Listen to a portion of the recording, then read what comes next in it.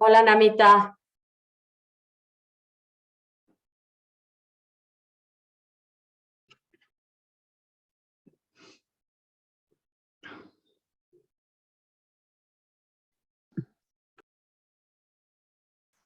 Hi, Namita. Good to see you after a while. Nasreen, how are you? Good, thank you. Nice to see you again. It seems Nestle always manages to bring us together. Hi, Namita. Pleased to meet you. Hello. Nice to meet you too. Thank you so much for inviting me.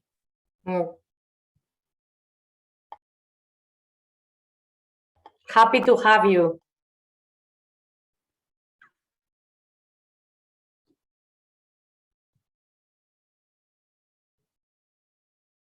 We are 3 minutes past the hour, and we're still waiting for the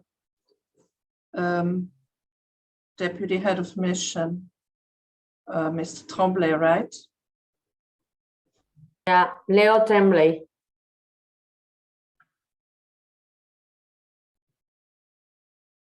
Hola, Raúl. Mr. Jiménez is here. Hello, hola. Hi there. Hello. Buenos días a todos. Buenos días. Hello, buenos días. Hello, Namita. Hello, Laura. How are you? Very good. Thank you very much. Great to see you. Such a great topic, an important topic. Yeah, we've sort of been connected for a couple of years ever since Nestle launched the big initiative, which is so fantastic. I'm such a fan of the work that you do. Great. Thank you very much. I think consistency and long-term focus makes an impact in the end. So,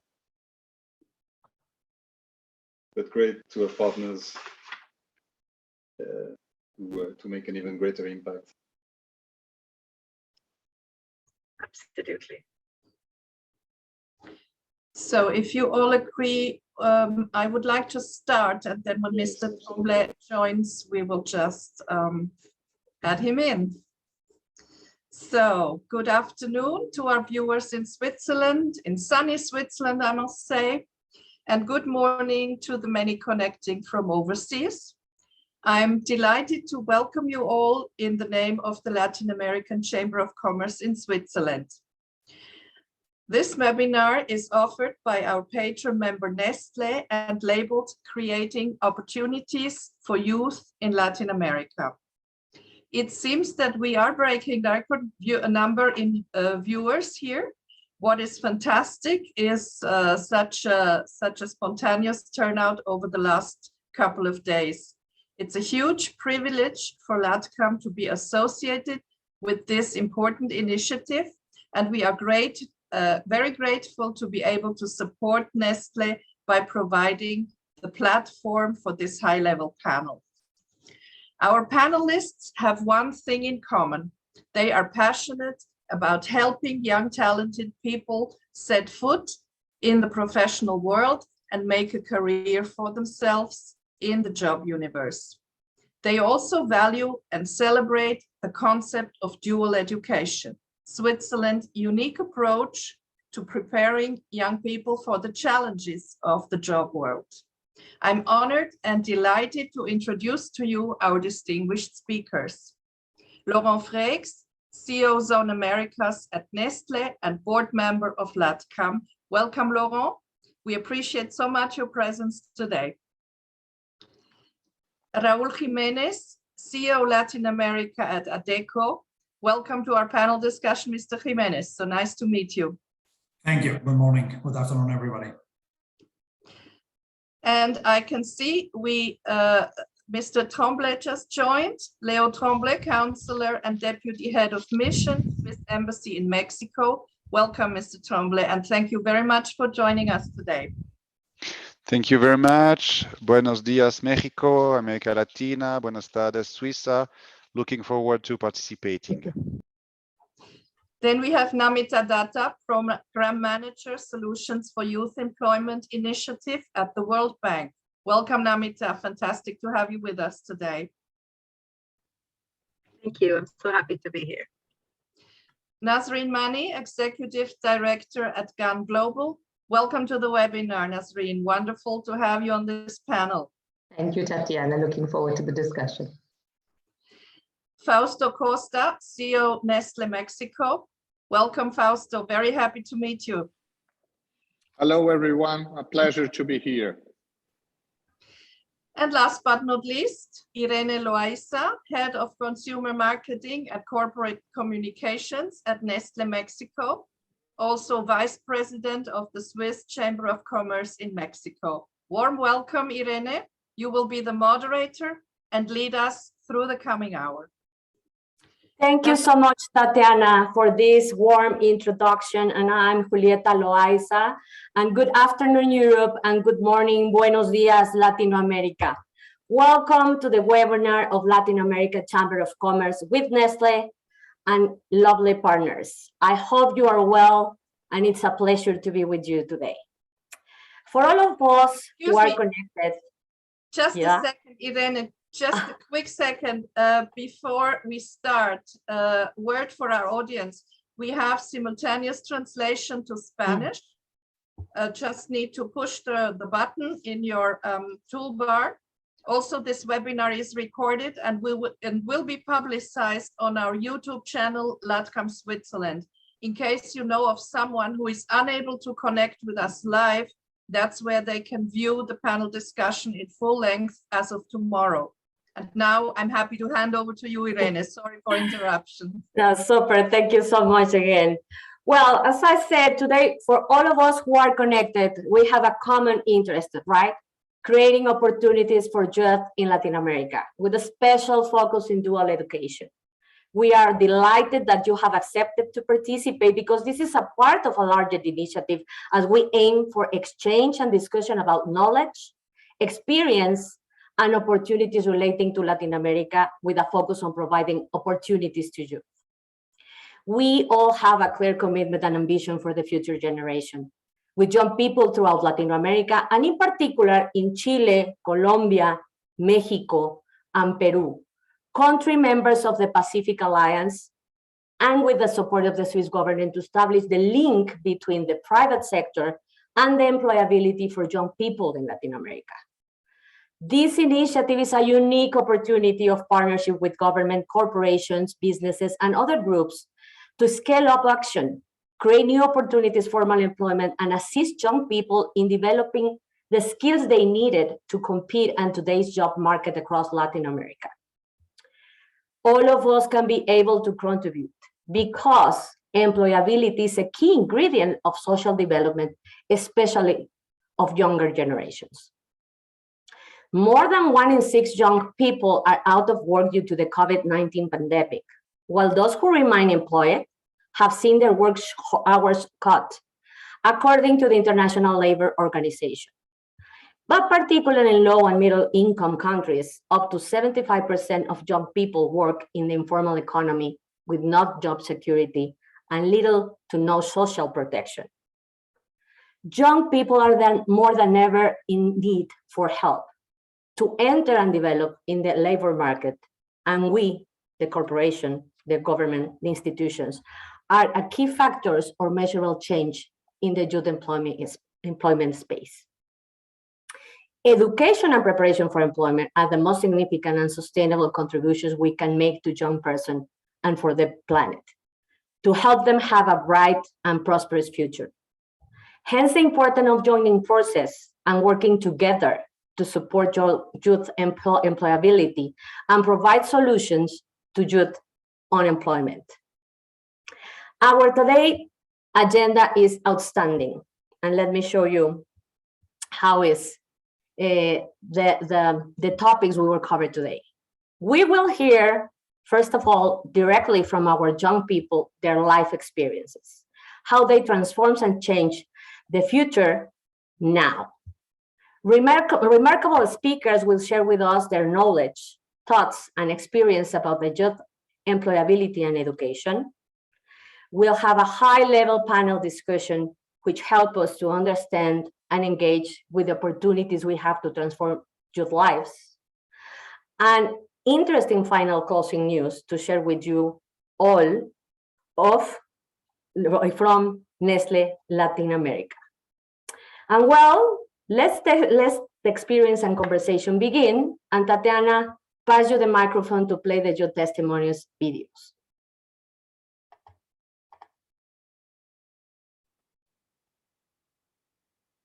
One from Mexico first.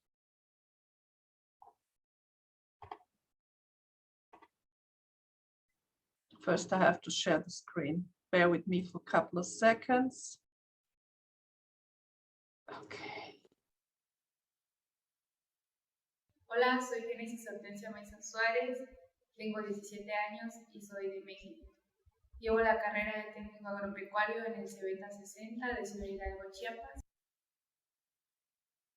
porque me ha interesado mucho lo que tiene que ver con la agricultura y lo de siembra y asimismo poder generar y contribuir a un desarrollo económico.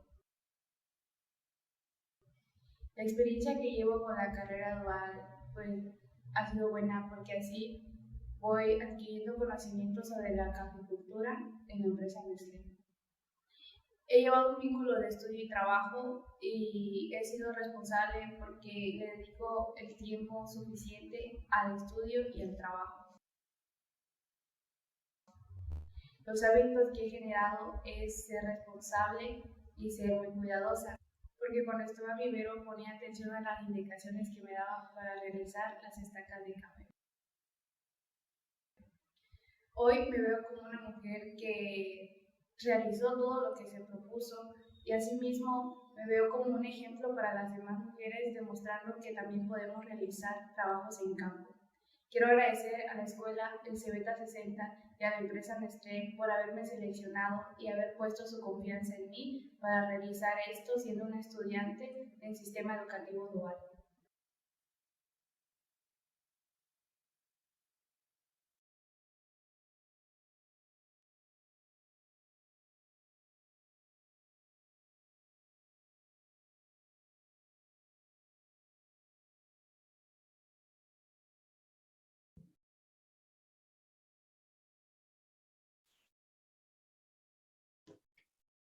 Seems to take a while to get started.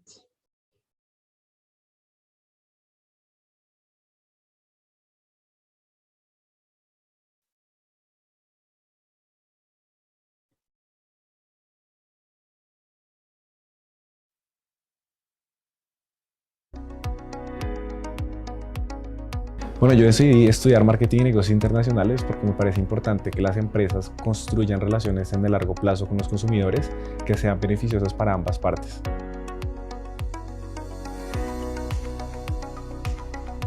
Bueno, ha sido una experiencia maravillosa porque he tenido la posibilidad de pasar por diversas áreas, tener esa importante visión de 360 grados en las que uno se relaciona con los demás, encuentra sinergias e innovaciones que puede aplicar no solo para el consumidor, sino para la empresa.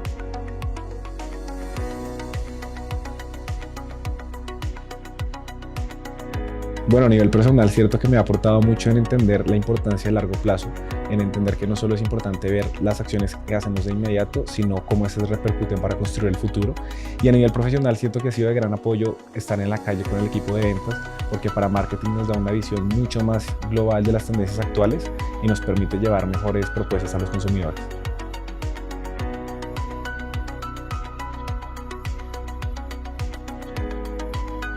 Bueno, siento que la organización ha sido fundamental, siento que ha sido uno de los aprendizajes más grandes que me ha dejado, porque trabajando con tantas áreas tienen muchas responsabilidades y ha sido importante tener un seguimiento de ellas, asimismo un sistema de alertas que me permita tener claridad en mis pendientes y mis prioridades, y pienso que la practicidad y la confianza son claves para la toma de decisiones a nivel profesional y a nivel personal.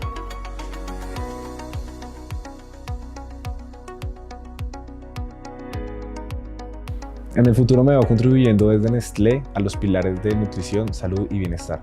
Me parece que es muy importante que se siga trabajando sobre estas bases, que le hacen mucho bien a la sociedad en general.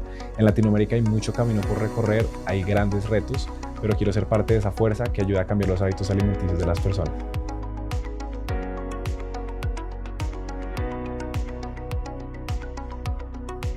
Quisiera agradecer a Nestlé Colombia por confiar en mí, confiar en mi talento, a todas las personas que han sido parte de mi proceso, a Antonio por su liderazgo cálido y humano, a Romy por su mentoría que me ha sido fundamental para mi desarrollo, así como también a las áreas de recursos humanos y creación de valor compartido que han sido partes fundamentales en este proceso.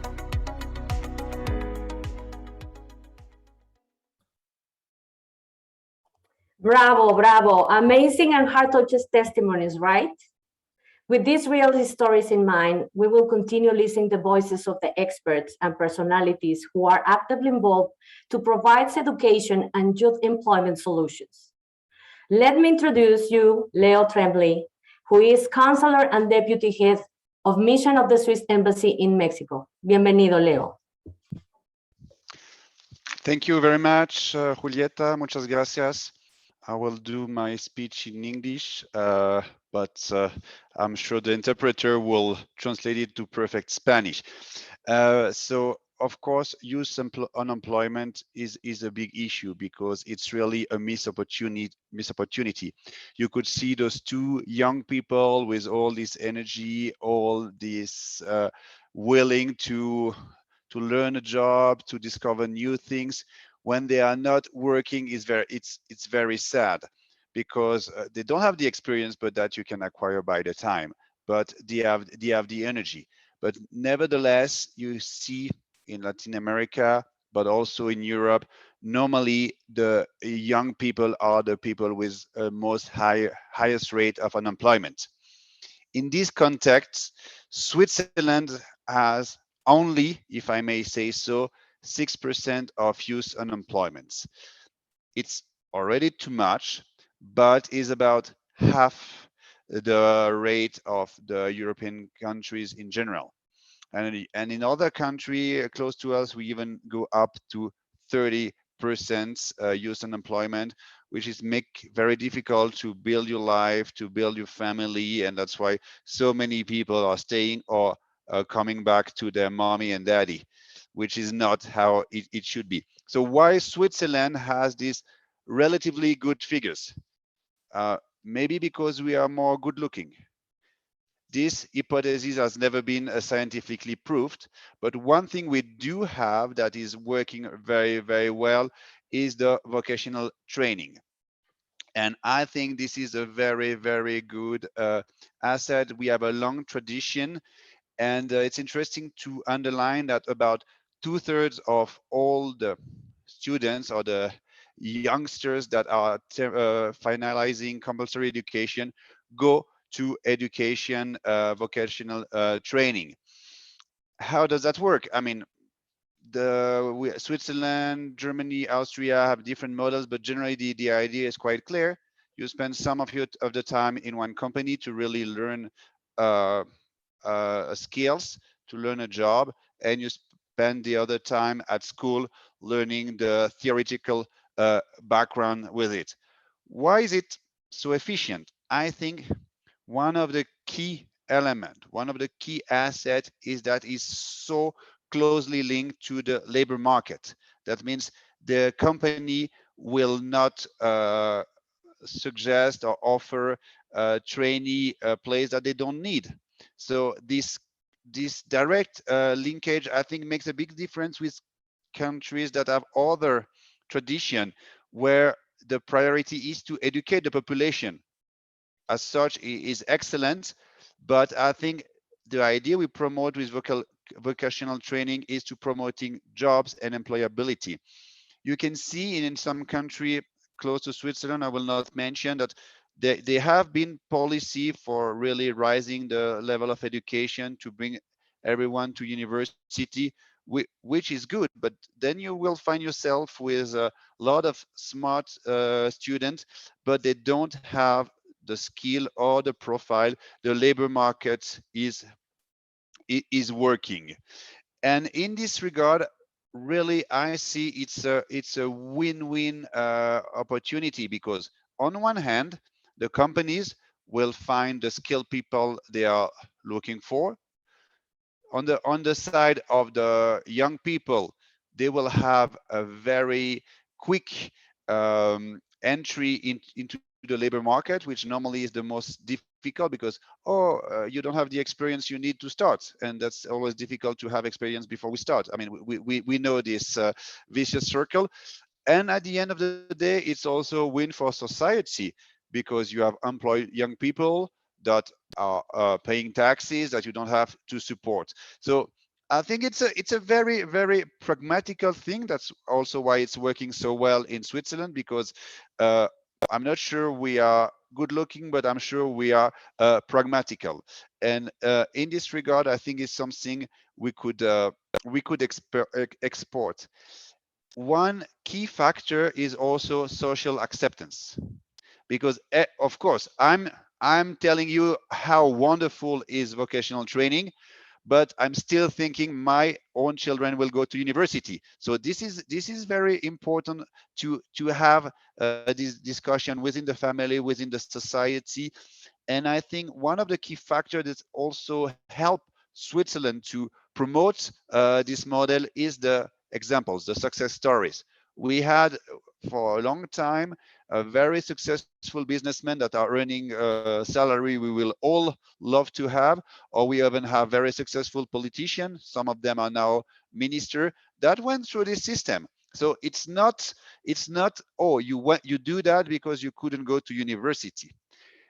And one thing that makes a big difference between the big difference between the Swiss and the German model is what we call the permeability.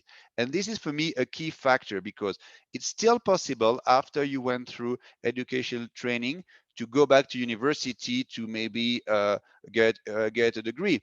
And that's quite smart, because you can imagine you're 15 years old, you're a bit rebel, you're not so you don't like so much studying, you go for educational training, you find yourself, you like it, and then you say, oh, I want now to build my company, but maybe I don't have accountancy or some of the skills.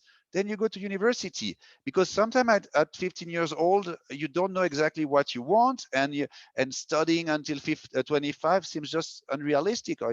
And this permeability is really something that makes it's not a definitive choice, it's a path, and for some people it's a lot more efficient.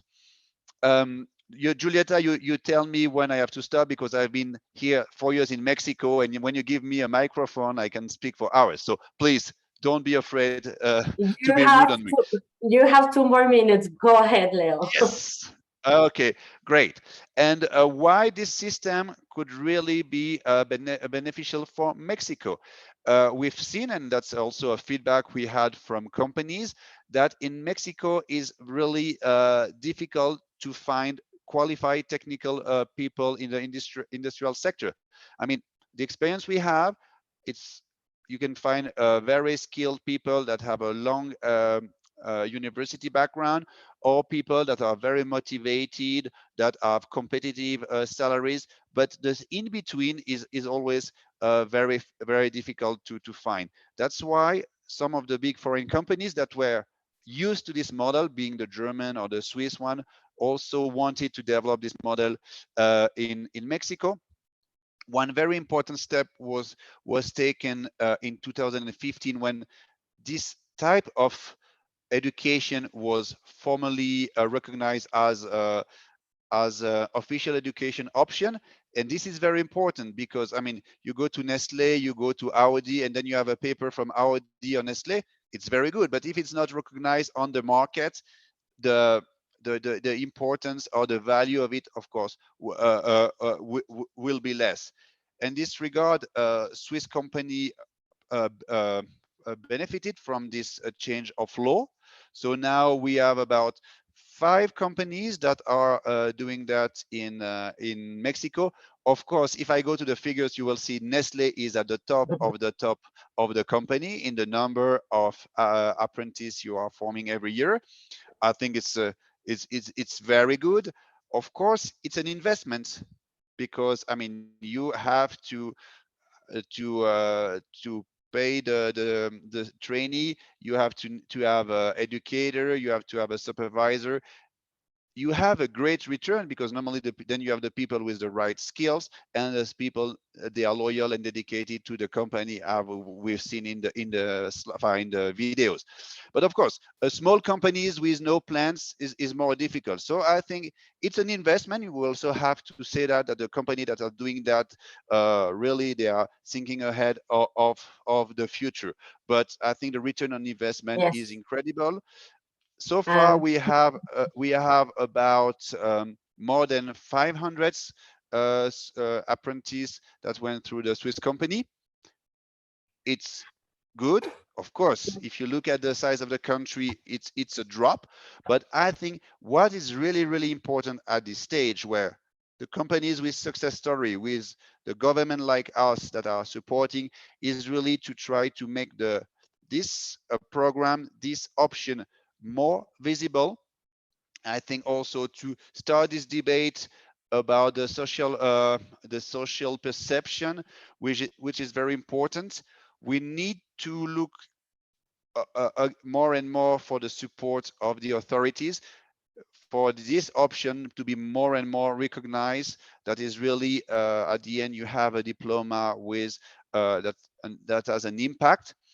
And last but not least, and I'm sure I'm within the 2 minutes, Yes. it's also very important to put an emphasis on the gender equality, because what we said about the social perception is even stronger about your daughter, your girls going to apprenticeship. I mean, in Switzerland, I talk about the success of the model, which is the case, but still the figures of women deciding by 15 that they will go to this path are a lot lower than men. And I think if you want to empower women, and you have to give opportunities and freedom to women that are not all from the great background that allow them to go to university, this is the right tool. So I think it's a great model, worked very well for Switzerland. The potential is huge in Mexico, and I really would like that together with you, Nestle, and other Swiss company, with the Mexican government, we are really working to diffuse this model, and that will make the Mexican as good looking as the Swiss. Absolutely, Leo. Thank you so much. Looking for equality, diversity, and the same opportunities across all the youth people. Importance of the dual education model that we already have proved in Mexico, for example, and in other markets and countries. The role of the government, and to support and really provide a better and increase and accelerate the opportunities for the younger generation is important for all of us. Thank you so much. And we'll continue with an expert woman, Namita Datta, Program Manager Solution for Youth Employment Initiative at the World Bank. Welcome, Namita, and thank you for joining us today. Thank you. I'm going to try and share my screen. Tell me when you see it.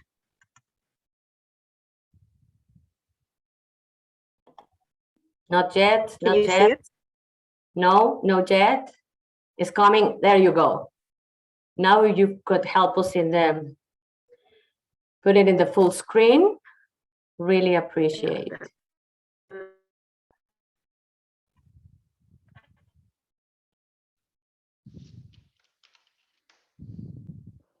Can you see it now? It's on full screen, right? It shows at my end.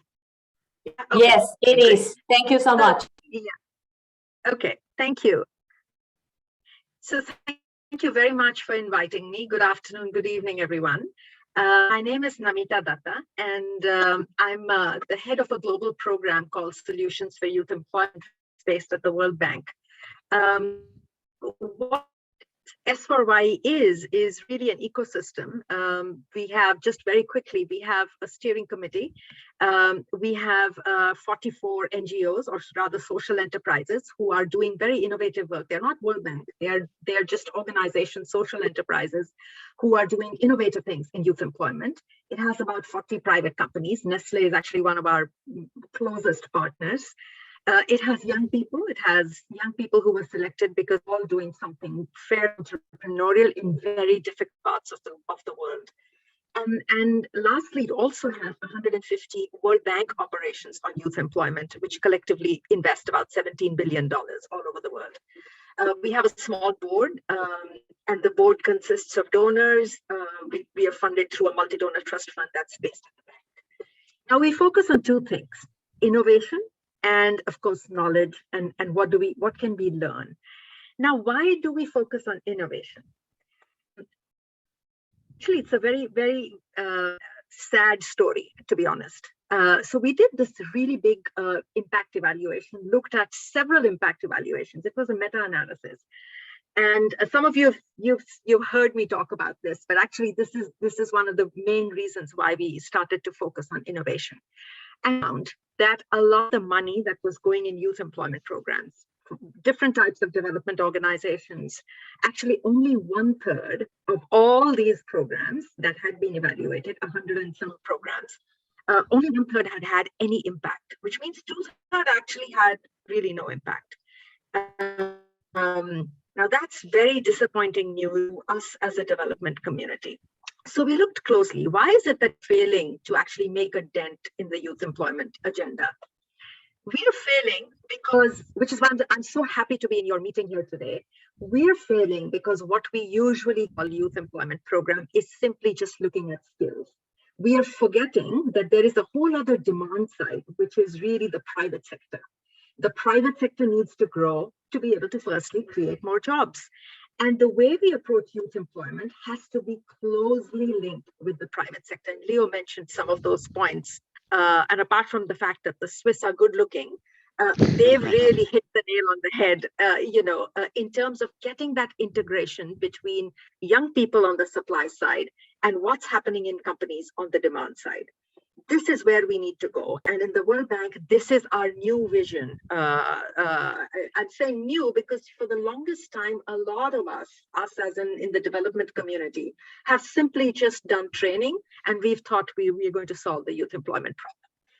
So why are we here today? Why is it that we need to be focusing on youth employment? And Nicole said, can you please talk a little bit about data and what COVID is telling us about what's happening to young people? So I thought I'll share some quick results from a high frequency phone survey that we did in the Latin American region. Now you see there are countries like Colombia, Peru that have actually lost 25% of the workers have actually lost jobs. This is really big. And several other countries like Bolivia, Guatemala, it's about 20%. And most countries, the households that we interviewed and we connected through our phone surveys, 70% say they've had a dent in their income, a big time dent in their household income. So this is not a small impact we are talking about as a development community. And actually, we just published a really big flagship. We really believe that it's going to take years, actually years, for countries to come out of this impact. Now, who has been impacted? It's definitely not people like you and me. We are all privileged. We are all doing wage jobs. We are all working for wonderful companies like Nestle. So if you look at this table, the people on the left are people like us who are wage earners in companies and in good organizations. We haven't been much because we quickly switched to telework, right? It's the people on the left who are what we call own account workers. This is, this guy who's repairing cycles or bicycles on the roadside, who's selling bananas, who's really own account workers, largely informal sector, largely running small companies that are not even registered sometimes, or people working for them, or people working for their uncle, let's say, who's running a small store somewhere. Those are the people that have been hit the most. And I'm so glad Leo mentioned about women. Women are among the biggest subgroups that have been affected. And that's true all over the world, because women traditionally worked in sectors that required more face-to-face interaction. Those were the sectors that were hit the most, like domestic services, for example, or even hospitality. And women, we find, actually withdrew from the labor market because they were looking after sick family members. Mhm. So women have been really impacted by this pandemic. But most of all, which is why we are all here today, it's the young people. And this is true everywhere, that young people have been impacted much more than adults. And the reason why you and I and all of us around this table today should worry about this is not simply because young people have been impacted, but we find in all our research that when a young person is affected in that crucial transition to the labor world, like from your school, you're now transitioning to the world of work. If you are impacted at that moment in time, it has a long-term, what we call in the literature, scarring effect, which means this is going to last for your life. This is not something that you will make up. You may make up in some cases. This has a long-term scarring impact. So we got to address it, and we've got to address it together. Some sectors have been affected much more. You all know that. It's domestic services and hotels, also manufacturing, mining. These are sectors that have been most hit. Now, so it's clear. I want to just switch topics a little bit and talk a little bit about the dual model, which is what we are talking about. And when we talk about, and just, sometimes it's useful to define terms. When we talk about apprenticeship, we talk really about the Rolls-Royce model, right? It's the best model we can talk about in terms of actual training. But there are different versions of sort of training with the private sector. You can call them internships, workplace learning. They don't all have the features that we usually associate with apprenticeships. I've stolen these slides from the Swiss ambassador who came, the Swiss ambassador to the US, who came to the World Bank. How to the successful model, the pragmatic, as you said, the pragmatic model of Switzerland. How do we really take it to the different countries that we in the World Bank work on? This is something which we are passionate about in World Bank, and we really want to crack the nut in terms of how do we actually do it. So we had this discussion, and the Swiss ambassador presented these slides, and I'm stealing them from his presentation. But really, what are the reasons why it's been successful? It's a public-private model.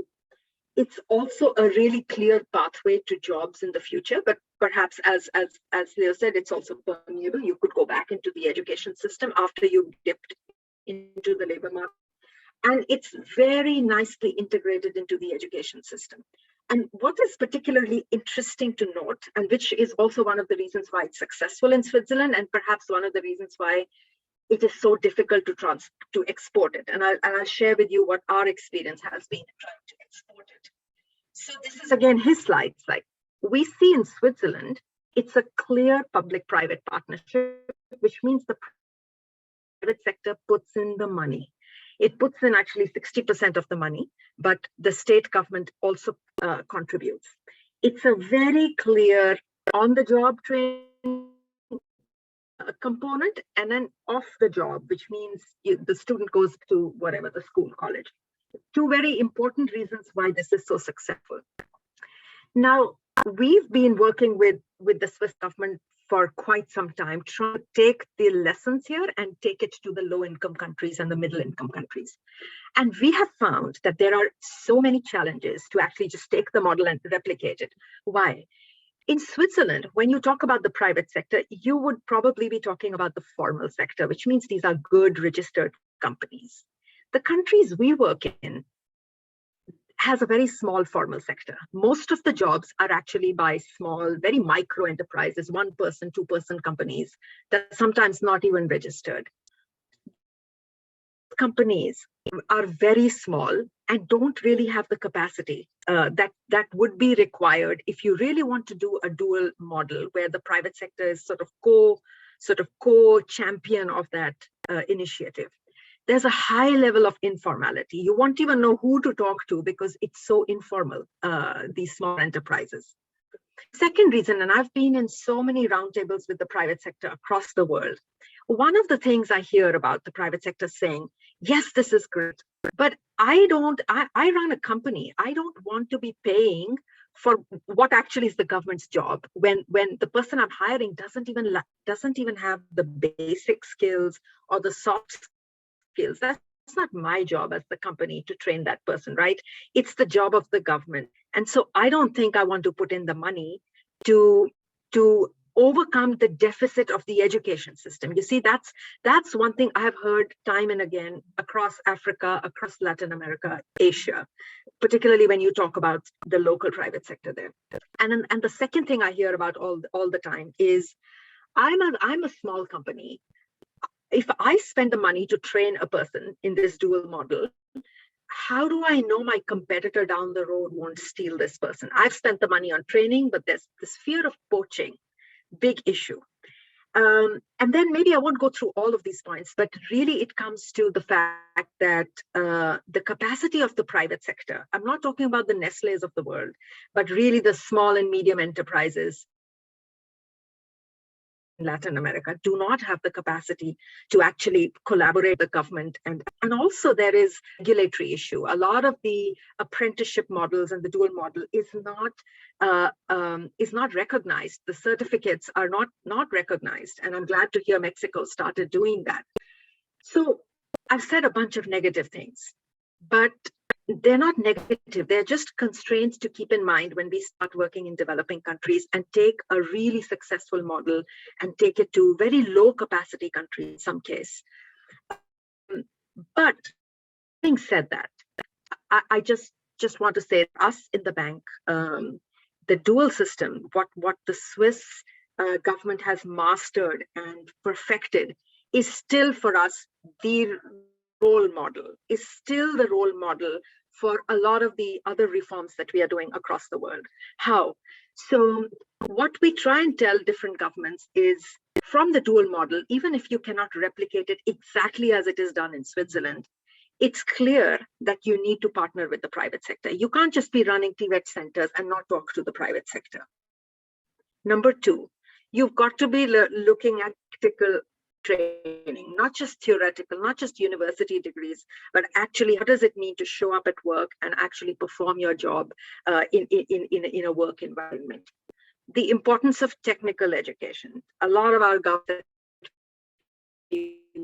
work with do not recognize that. Importance of actual apprenticeship, which means some version of being educated in a school sort of an environment and also being trained in a work environment. The importance of skills. This is something we are working in a lot of countries. What I'm trying to say is that even though I shared with you some of the challenges we have faced, as in the World Bank, we have tried to partner with the Swiss government and actually export this model. We are one of the biggest fans of this model. We have encountered challenges. But having said that, this system still is what we tell the developing countries and the governments, that there's something for them to learn in terms of at least some of the components that make up this model. I've probably even run run over, so I'll shut up here. But I'm so glad that we are having this conversation. I think this is exactly what needs to happen for a lot of our countries. Thank you. Thank you. No, thank you so much, Namita. Dual education prove its effectiveness definitely, and the importance to be integrated. Government, the youth voices, and of course the private sector. So thank you so much for sharing all this information and learnings. And now it's time to start up with our panel discussion with three remarkable and well-known leaders. Let me introduce them again. First of all, our Nestle CEO for Latin America, Logan Fex. Welcome, Logan. ADECO CEO for Latin America, Raúl Jiménez. Welcome, Raúl. Bienvenido. And GAN, the Global Apprenticeship Network Executive Director, Nasrin Mani. Thank you so much for being here. And let's start directly straight to the questions, starting with Laurent. What role does the private sector have to export the dual education model from Switzerland to other countries in the world? Thank you, Giulietta, and thank you to Leo and Namita for setting the scene so well. It's of course the critical question, because we know the model is successful in Switzerland, large parts of Europe, and is looked at and considered by many countries.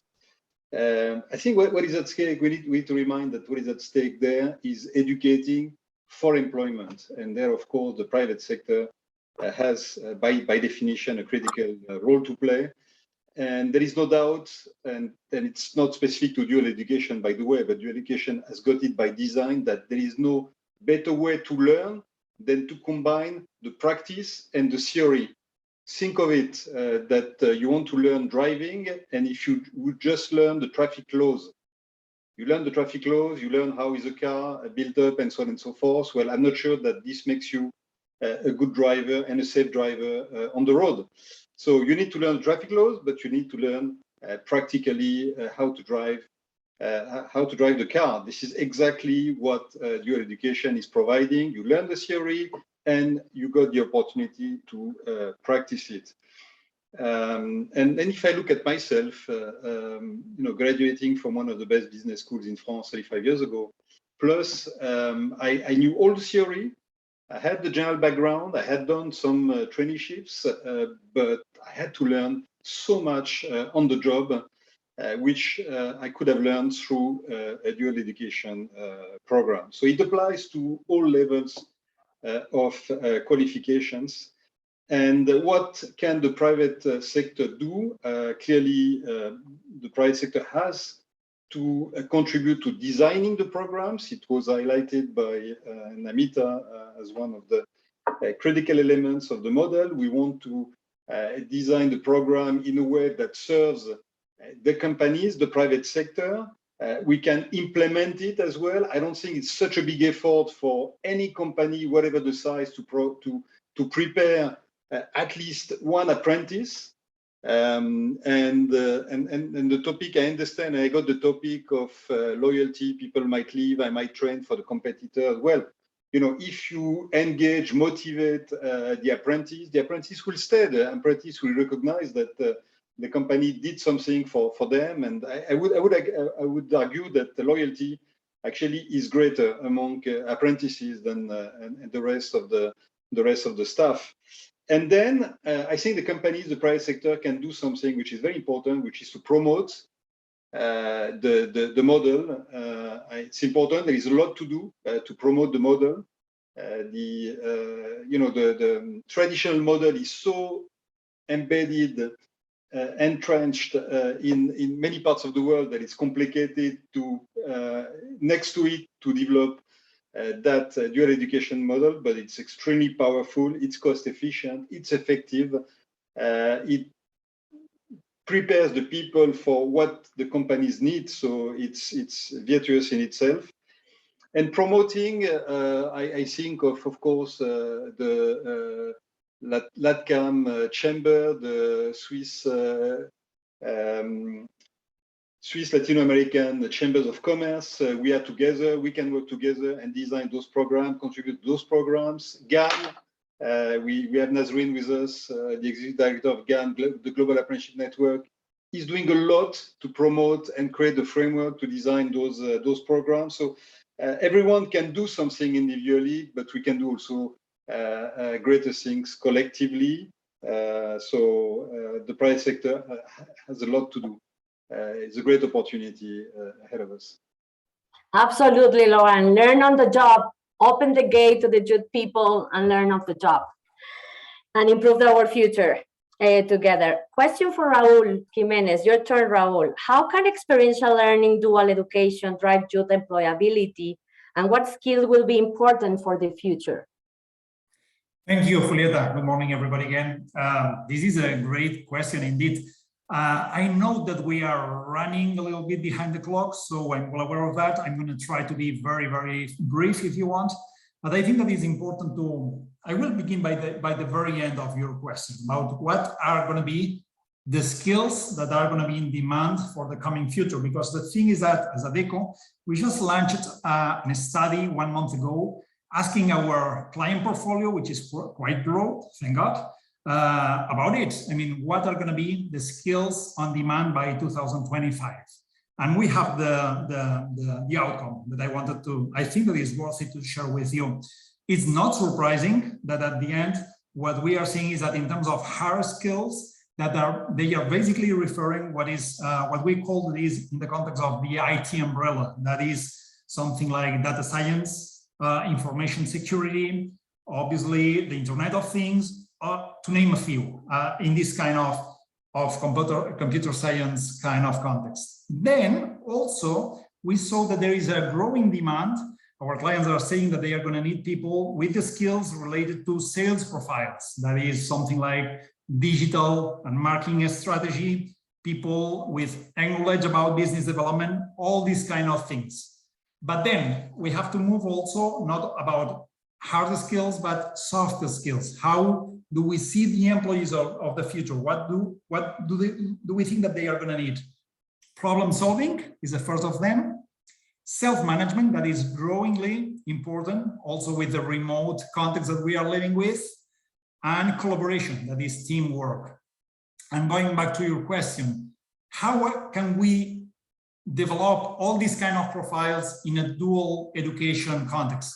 The thing is that we do think that the hard skills would be learned in a traditional classroom, but we are convinced, and reinforcing what Laurent just said, he was mentioning that there are things that you have to learn by living them, by real experience. So things like problem solving. I mean, the best way to be good, at developing this skill is basically by living situations, concrete situations with your senior colleagues. So you can take the learning experience that they can show you, leading by example, all these kind of things. So we are really convinced that dual education is going to make our youth candidates much more in demand for the coming future. Back to you, Julieta. Thank you. Oh, thank you so much. Interesting. Updated skills is important for everyone. In the future, definitely the functional skills and theoretical is, of course, and one of the important 50% part of the preparation for the youth, but also the soft skills. This self-awareness, management, collaboration is key to face the future. So keep updated all the time. And thanks God you are here to provide us that guidance. Thank you so much, Raul. Next question, Nazreen, it's your turn. How important is the collaboration between the public and private sectors in the generation of more job opportunities for young people? Thank you, Julieta. And it's a really important question. And it's the premise on which the GAN is built, really as a convening platform to bring the public sector and the private sector together. And what is key is that, we know that the private sector creates jobs, but the public sector creates the policy framework in which we are meant to roll out and implement. And if we don't build closer collaboration and have the voice of the private sector present during policy design and development, it can make our jobs that much harder to bring more young people in. And I'll give you a very practical example. GAN in Costa Rica worked with the Employer Federation, looking at the recent dual education law that was implemented in 2019. But there were some anomalies because the law didn't sit well with the child labor law. Now, child labor is something we don't support. The child labor law said that companies couldn't bring anyone younger than 16 into factories to work. The dual education law said that you can bring in people as young as 15. So immediately employers said, there's a conflict. I don't want to be fined. We're not going to implement and practice this very important policy. We worked with our Employer Federation. We worked with our GAN Costa Rica members and government partners to iron out those issues in the law, look at policy alignment, and then really make the enabling framework one that could be to the satisfaction of all parties. So that's one side of the role of the public and private partner engagement. The other, and Namita spoke several times about demand-led planning. And governments tend to plan to supply side. So how do you integrate demand and supply needs? How do you keep abreast of developments? So when governments are designing policies for the future of work, for IR and changing and shaping strategies around designing the future of work for the country, it must also sit well with what business is doing, with what the private sector is doing. And I think what's also important is how to use technology for innovation in training. We saw during COVID really exciting work being done by many of the GAN members who were able to continue training despite lockdowns, despite closures of education institutions, and bringing that good practice, sharing that good practice into mainstream education deployment becomes critically important. We saw challenges with digital learning and access to digital resources as a key stumbling block during COVID. Our more marginalized communities were not able to access proper learning equipment, cheaper data, limited laptops or technology devices, etc. How can the public and private sector start to work together to address these gaps and make sure that digital equity is something that can be achieved? Something very exciting that GAN did with a private sector member, that was Microsoft launched the Global Skilling Initiative during COVID, where free training was put out to the world. Fair enough, this was not as part of a dual education curriculum, but it enabled people to build their digital skills. And it was free, it was accessible, you just needed a stable internet connection. Some places it could have been done offline. How can we work with more partners to create those opportunities? And I think that's where the public-private partnership becomes key on the policy discourse, on creating access, on innovation. And this is what is critically important, especially to reach young people. In Colombia, we were able to reach in excess of 25,000 young people doing career guidance on Instagram. Now, how do we replicate that? I think it's exciting, but can they become mainstream? Can they be built into public policy? And this is how I think the private sector can really grow our engagement, can really have deep impact with our private sector, with our public sector partners. Thank you.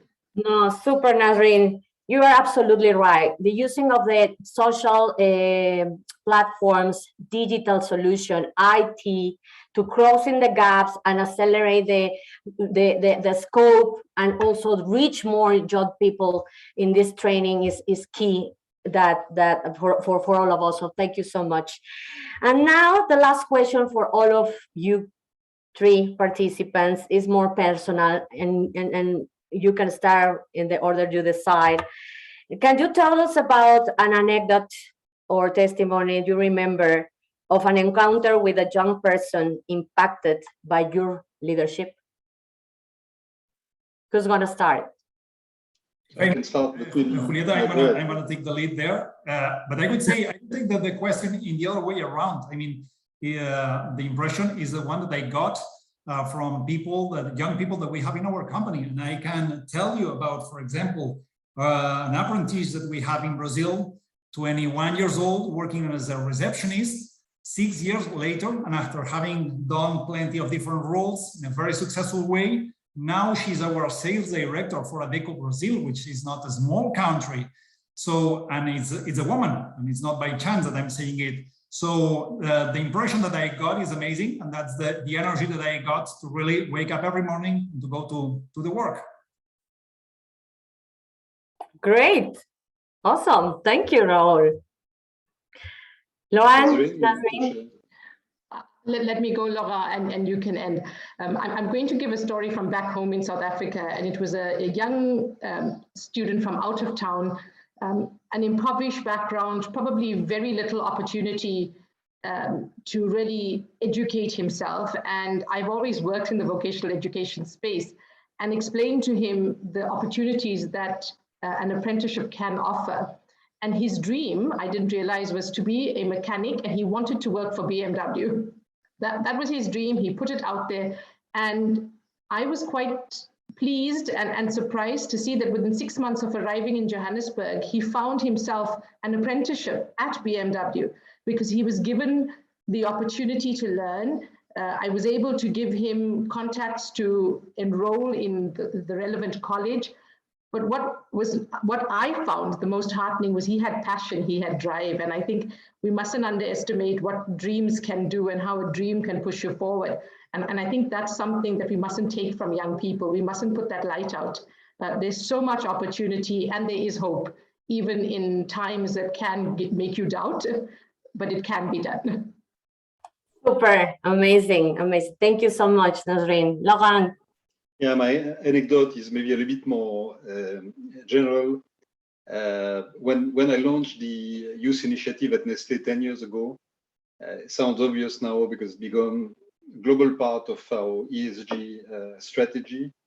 But at the time, there were lots of opponents, lots of question marks among my colleagues. Why are we doing that? What is the benefit, and so on and so forth. Hopefully, there were also lots of supporters. But from day one, I saw in the eyes of the young generation, and not only in the eyes, but also in action, tremendous support. And that gave me the energy to keep going and do what we are doing. So, anecdotes, could be thousands of anecdotes, but probably this one, certainly the most important. I felt support from day one. Thank you, Laurent. Very inspiring for all of us. And thank you so much, Nasreen, Raul, for sharing your experience and helping us to understand the positive impact that we have with our action in the youth in Latam. Thank you. Thank you so much. And let's move into the last but not least part of this webinar. And let me introduce to Fausto Costa, our CEO and president for Nestle Mexico, who will share with us an amazing and outstanding news in this year. Fausto. Thank you, Julieta, and good to see all of you. It's a pleasure to be here.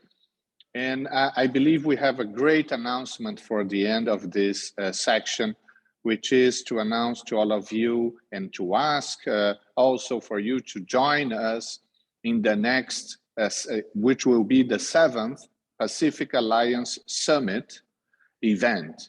This will happen on the 20th and 21st of October in Mexico City. So I would like to extend this invitation to all of you.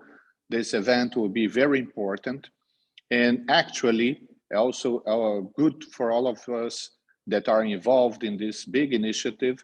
We are discussing, and the Mexican government also is preparing an important announcement related to the dual education. This is gaining more and more importance in the agenda, and the government wants to lead this together with the private sector. So I believe this will also be a very important announcement, and very soon they will announce a national council for dual education in Mexico. So this is a very good example, all of us involved in the cause, to see how private sector and public and government can work together and can make the difference. So that's, I'm very happy to share. And just as a real fact, Julie, if you allow me, to break the protocol, I'm currently talking with you from the newest Nestlé factory in Mexico, and is a factory that has over 85% of our employees in this newest factory are young people below 29 years old. So that's a good example in practice, led by Laurent Frege, our CEO for Zone Latin, this initiative, and supported by all colleagues and organizations together here. So that's my pleasure to be here. And I hand over to Laurent. Thank you very much, Fausto. Thank you, Julieta. And thank you to all the panelists, the participants. Thanks to LATCAM for organizing, to the World Bank, to the GAN for contributing. And thank you to all of you. If you are attending and taking part, is that you got an interest in the topic. I just would like to say that I think it's kind of obvious for you now, if you are not convinced before, that educating for employment is critical, that dual education is certainly a critical lever to make things happen. It is positive. It's positive for the public sector because it's extremely cost efficient and effective, it's positive for the education system because it educates for employment, positive for the companies, and it's positive for the youth. I mean, you heard the two youngsters and talk to youngsters engaged. They feel that they learned for something. They see an end and a reason for learning. So I think the system is virtuous by design and by essence. We just need more collective action to bring it to scale, to the scale that we see and that we got in Switzerland and in some parts of Europe. And let's keep working together. Let's keep making an impact. Let's make an impact that is changing the communities and changing the world. There is no better way of social and economic integration than through a job. It's been said by Namita. Someone who's got a job is economically and socially integrated, can contribute, can plan for the future, and a community where youngsters are integrated and are contributing is a thriving community, is a peaceful community, and this is what we need and what we all wish for. So let's work together for it. Thank you very much. All the very best, and to Julieta and Faust organizing the 7th Pacific Alliance Youth Summit. All the very best with the preparation, and welcome to everyone to join, of course. Thank you. Thank you so much, Lauren. It's a pleasure to be here. Yeah, and back to Tatiana, maybe for the final word. That's right. Thank you all. We've heard inspiring contributions from you, strong messages, and a lot of positive and encouraging testimonials. This has been a truly enlightening moment and a highlight in the history of LATCAM webinars with such a high turnout of viewers. And I want to thank very warmly our panelists, Laurent Frex, Raul Jimenez, Leo Tremblay, Namita Datta, Dasreen Mani, and Fausto Costa for sharing all your insights. And also Julieta for your excellent moderation. It seems that I've been calling you Irene. I really want to apologize for that. I don't know where that came from. Anyway, hope you can forgive me. A big thank you also goes to Nicole Eberhardt and the communications team at Nestle headquarters for all the support in preparing this webinar so well and giving LATCAM the opportunity to be your partner today. Dear viewers, I trust you have thoroughly enjoyed and appreciated this moment spent with us. And thank you all for connecting today. To those of you who are at the beginning of their professional aspirations, I wish you all the best for your future career. And I hope to see some of you or all of you at our next virtual encounter in about a month. Till then, be safe and goodbye.